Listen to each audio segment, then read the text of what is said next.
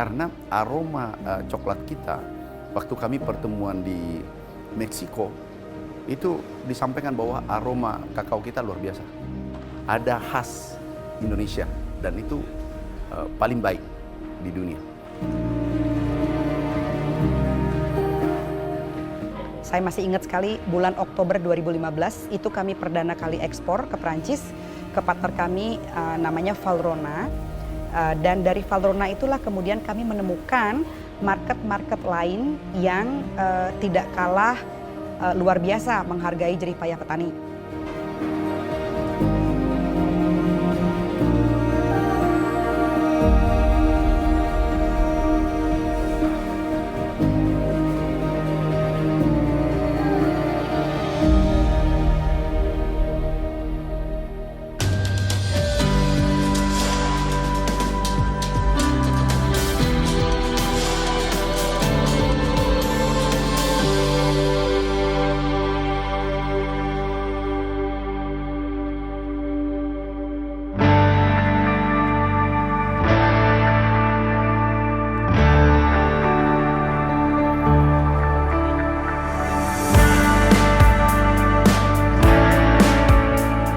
Kakao di Indonesia itu dimulai sebetulnya jauh beberapa abad yang lalu.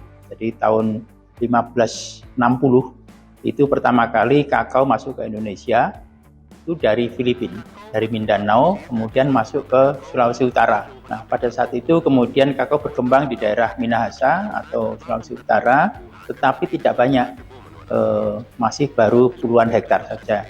Di tahun 1900-an kemudian berkembang di Jawa, khususnya di Jawa Tengah dan Jawa Timur. Kemudian saat itu juga sudah dimulai riset mengenai kakao. Jadi sebetulnya kalau kita lihat masuk pertama kali sudah lama, tetapi berkembang menjadi satu komoditas yang dikembangkan secara ekonomis, secara komersial, itu baru pada awal abad ke-20.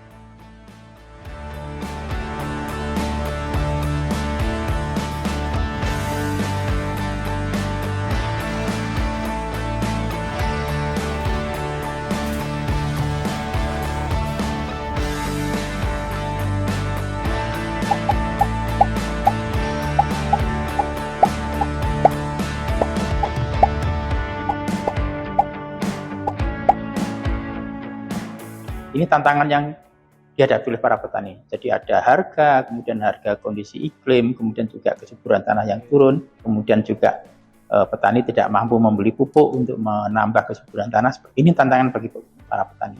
Tetapi juga kita punya peluang sebetulnya. Kalau semua itu bisa kita atasi, peluangnya adalah kalau andaikan petani itu bisa meningkatkan produksi, maka semua produksi itu bisa diserap oleh industri yang ada di dalam negeri.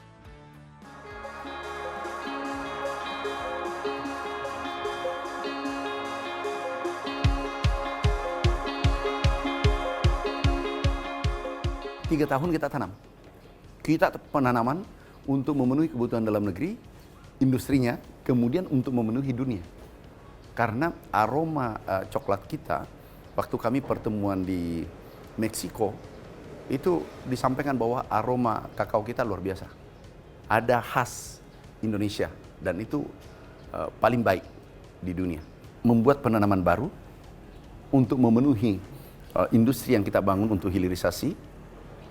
Kemudian nantinya yang kita ekspor adalah barang jadi. Bisa naik 10 kali lipat, 20 kali lipat, bahkan 100 kali lipat. Itu daerah-daerah yang agroklimatnya cocok.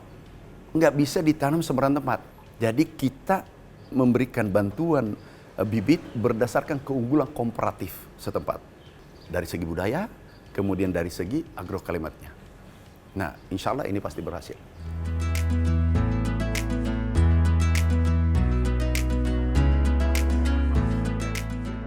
Biji kakao saja itu cuma satu kali, jadi artinya tidak punya nilai tambah lah, hanya harga biji kakao saja gitu. Tapi kalau dia sudah menjadi coklat pasta, sudah 26 kali lipat dari harganya.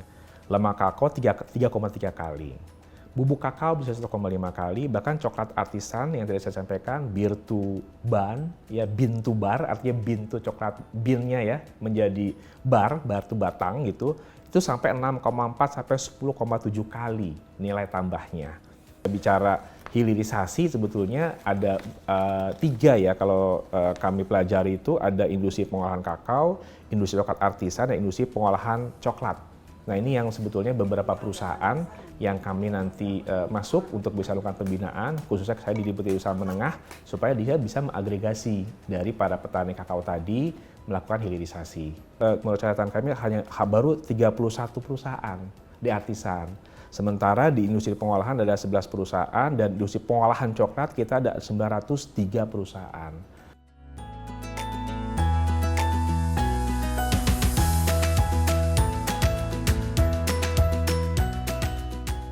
Koperasi Kerta Semaya itu di Jembrana, itu dia secara mandiri ya para petani yang sudah berkumpul dalam satu wadah tadi, dia melakukan fermentasi gitu ya, dan mereka betul-betul menjaga kualitas coklatnya sehingga bisa masuk atau di offtake ya oleh industri coklat yang ada di sana gitu.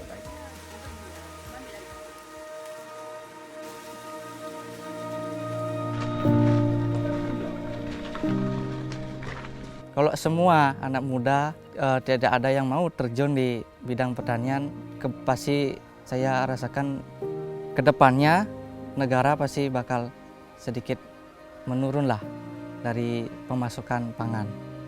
Itu makanya saya kalau nggak dari sekarang, kapan lagi?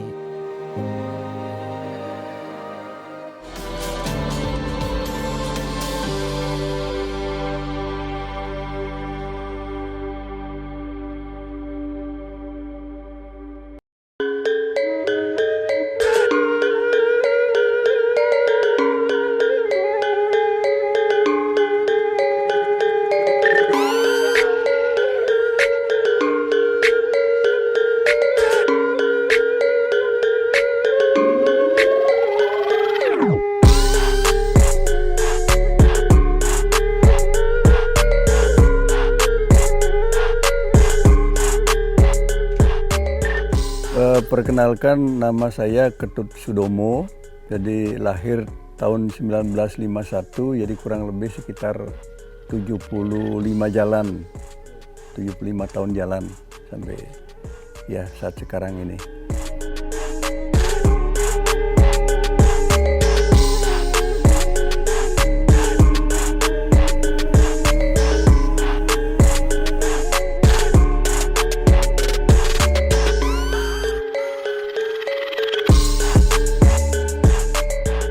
Jadi kami di sini sebagai generasi kedua ya, boleh dikatakan generasi kedua sebelum orang tua kami.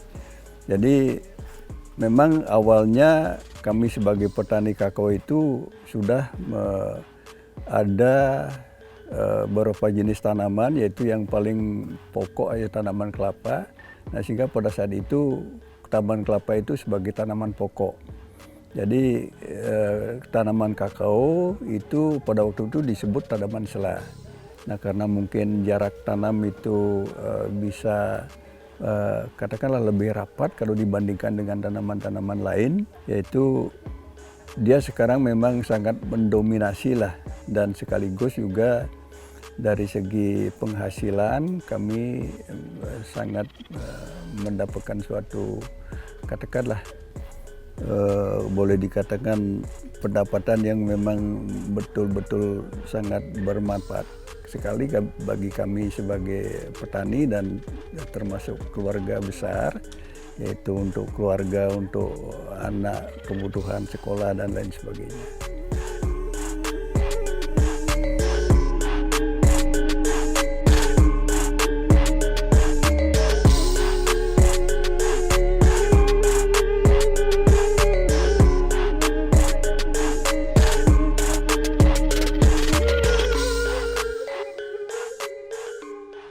Bagi saya, usaha ini sangat menjanjikan di bidang kakao karena saya dari kecil sekali memang dibesarkan oleh bapak yang memang jadi petani kakao. Jadi semua biaya-biayanya semuanya itu dari hasil kakao semua. Jadinya saya kepengen biar ada salah satu dari anak beliau yang melanjutkan ini usaha beliau. Anak muda mungkin kan karena gimana ya, sekarang kan zamannya orang tuh pengen yang instan ya. Makanya pengen sekarang kerja, sekarang ada hasil. Kalau di pertanian kan nggak bisa seperti itu. Makanya itulah banyak anak muda tuh yang keinginannya tuh kurang terjun langsung di pertanian.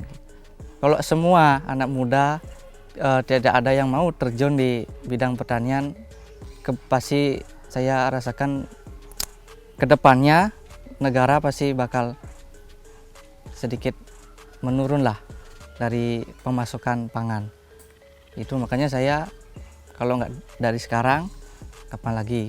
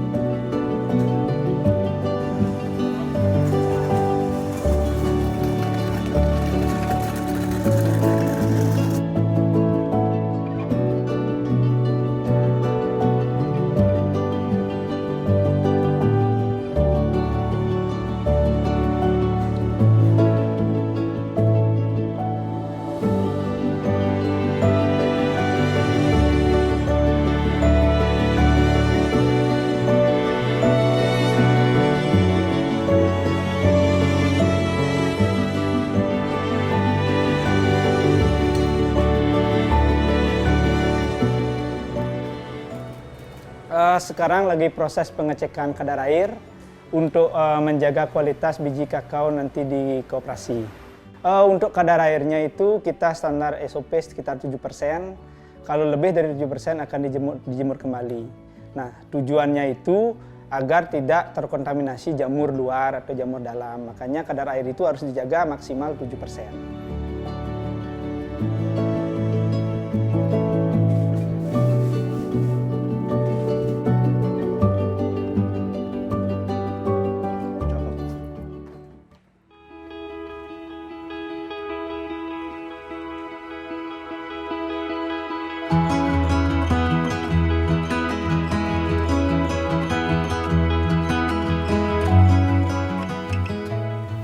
Kita akhirnya mendapat secara khusus KSS itu 2023. Itu kita tidak pernah menyangka bahwa kita dinobatkan mendapat Silver One. Walaupun di sana kita bisa melihat bahkan negara-negara penghasil kakao yang baik itu mendapatkan perunggu bahkan gitu kan. Ini bagi kita penghargaan yang luar biasa karena kita merasa bukan sekedar hanya award Silver Award, tetapi kita merasa itu sebagai Diamond Award gitu kan. Karena kita yang secara jenis kita masih Forastero dari kasta terendah gitu kan. yang kita lakukan itu dari kasta-kasta tertinggi yaitu Criollo.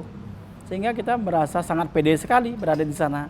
Karena kita dari kasta terendah bisa disetarakan dengan kasta tertinggi di dunia kakao.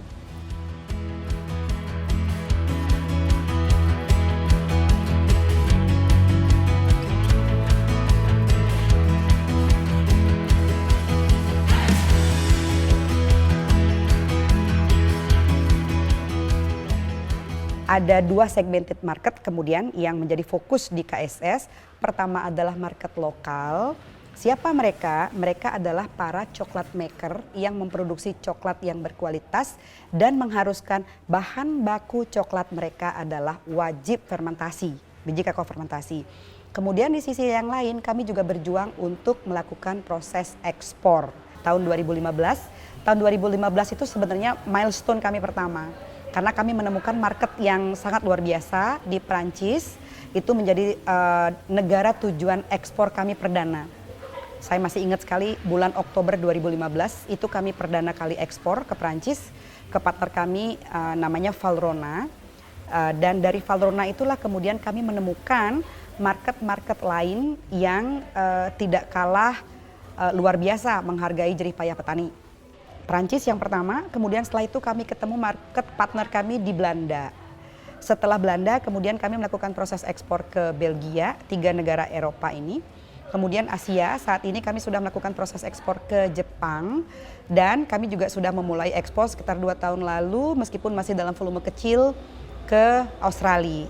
Dan kami targetkan tahun ini kami akan menguatkan komunikasi dengan pasar China karena mereka juga ada kebutuhan untuk spesifikasi fine or flavor kakao premium dan juga ke pasar Timur Tengah.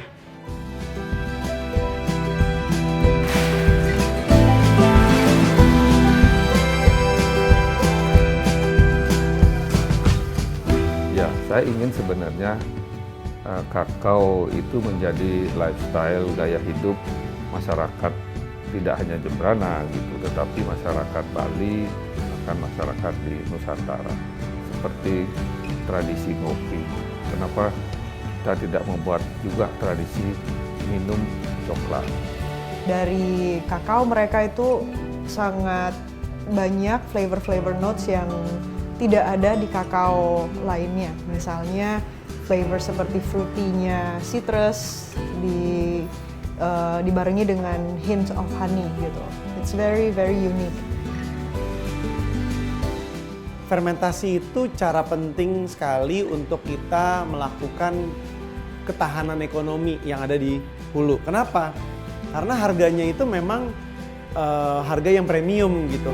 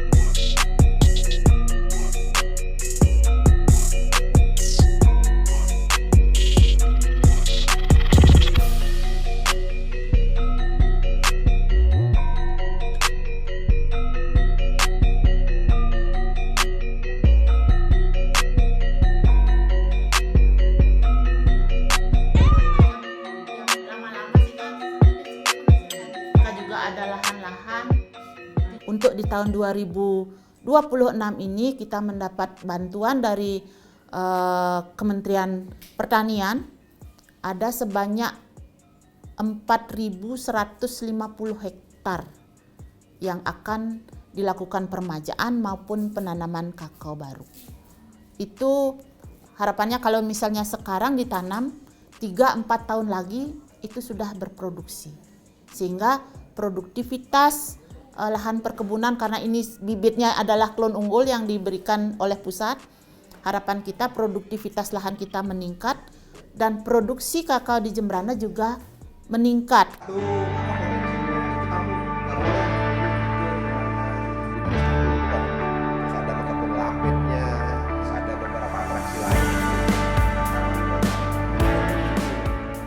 Jadi kalau dari jarak kita Jembrana ke ibu kota Provinsi Bali itu cukup jauh. Jadi sekitar 4-5 jam lah memakan waktu. Itu pun yang normal. Kalau traffic jamnya sudah macet seperti itu. Nah, wisatawan itu kita sekarang harapkan kita kerjasama ke barat. Jadi karena Banyuwangi ini sudah mulai dikenal dengan ijennya itu dan beberapa destinasi yang ada. Makanya kita buka ya paket tour ini 3B. Jadi Banyuwangi, Bali Barat, Bali Utara, Buleleng itu. Nah, jadi wisatawan ini sudah kita buatkan semacam paket tour untuk melihat bagaimana pohon kakao sebenarnya. Terus bagaimana cara memetiknya, bagaimana cara mengolahnya gitu. Hilirisasi.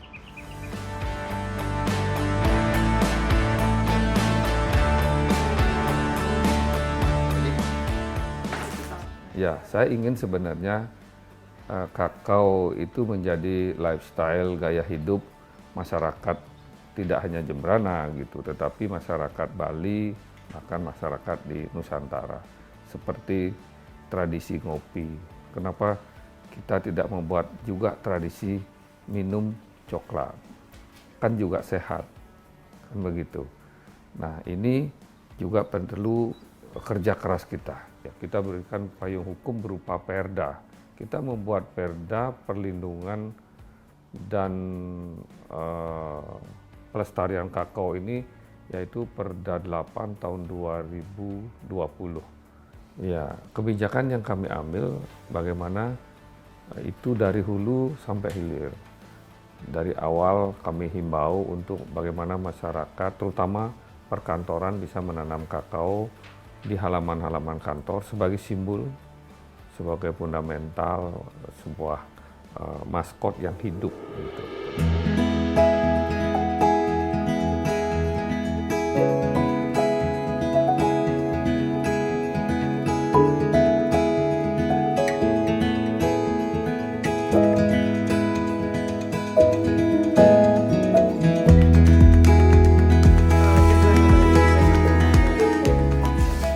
Dan kita ada istilah direct trade. Direct trade itu kita ngambil langsung dari petani, tidak ada third party in between. Jadi nggak ada yang kayak pengepul atau apa. Kita langsung seperti misalnya KSS, dari kakao mereka itu sangat banyak flavor notes yang tidak ada di kakao lainnya. Misalnya flavor seperti fruity-nya citrus, dibarengi dengan hint of honey gitu. It's very very unique. Nah, dari situ kita pengen, sebenarnya di coklat juga kan ada istilah single origin gitu. Kalau single origin itu adalah semua kakao berasal dari satu asal. Nah, dari itulah kita mau ngangkat Jembrana Bali sebagai single originnya Onuka yang mempunyai cita rasa yang khas, yaitu fruity with a hint of honey itu.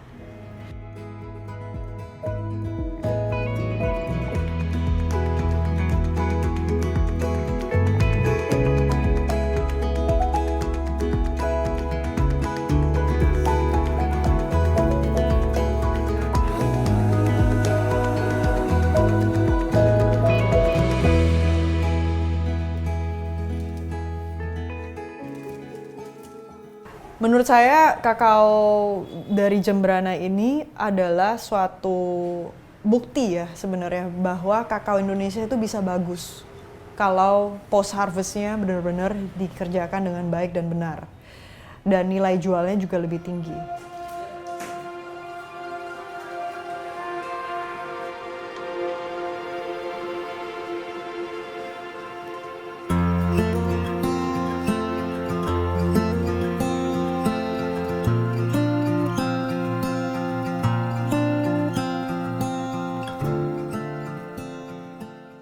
Fermentasi itu cara penting sekali untuk kita melakukan ketahanan ekonomi yang ada di hulu. Kenapa?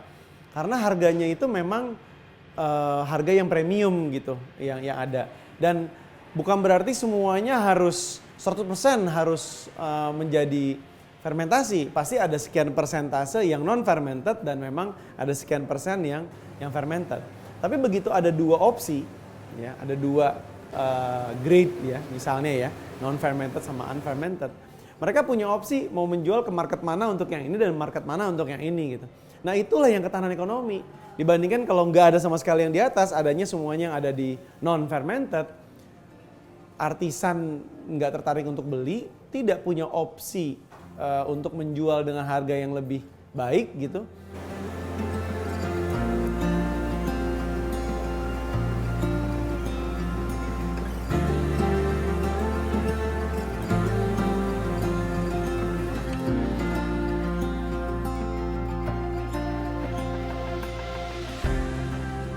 Jadi sekarang memang mental picture-nya masih kanvas putih analoginya, tapi yuk kita isi dengan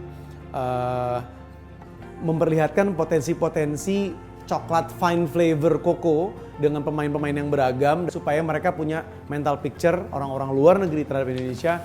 Kalau kita mau nyobain coklat yang terenak, salah satu enak di dunia, harus cobain coklat Indonesia sih gitu.